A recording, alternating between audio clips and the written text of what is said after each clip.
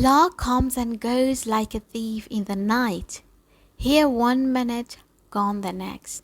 Some women want children but can't have them. Others have children but can't keep them. Some babies are born into loving families. Others never sleep in their own mother's arms and never know their father's name.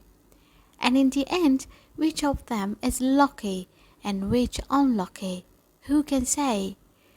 The wind whispers through the walls of the little wooden house, blowing the flames of the smoky lamp from side to side. An old man sits, resting his arms on his legs, looking down at the wooden floor. How long will it be, he thinks. The end must come soon, it must. Across the room from him sits a woman. She is a stranger and does not belong in this house. Everything about her is different. She looks different. She sounds different. She smells different. She has sat here in this poor little house for 7 hours, but still the wind carries her expensive perfume, a smell from another world.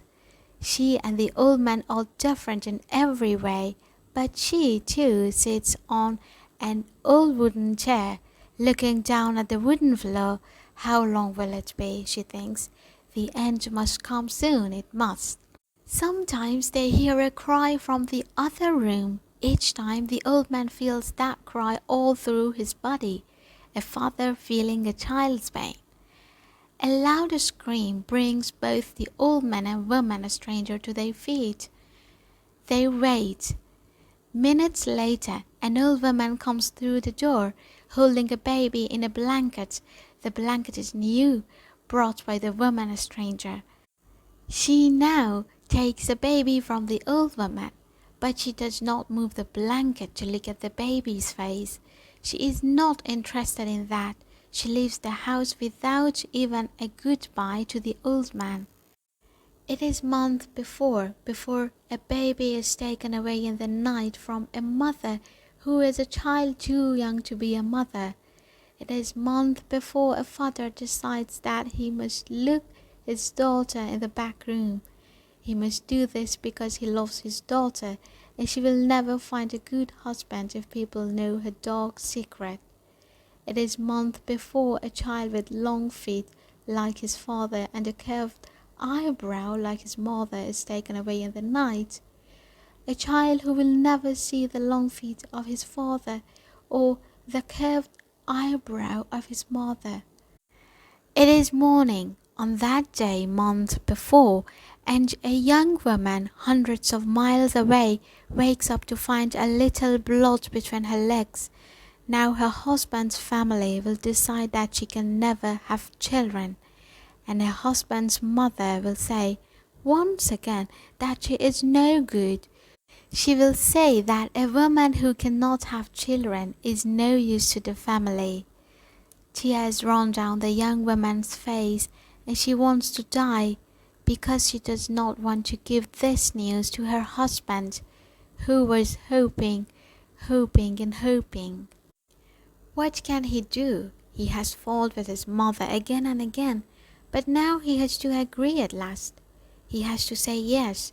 He will take this barren woman back to her family. There is no use for her here. He is the only son of the house, and a wife who cannot have children is no use to him and his family. The trouble is that he has learned to like this woman who is his wife. Maybe he has even learned to love her. He talks to her softly while she cries in his arms. "We will do something," he tells her. "We will do something." They travel to a country which is at war, where the people live with death every day of their lives.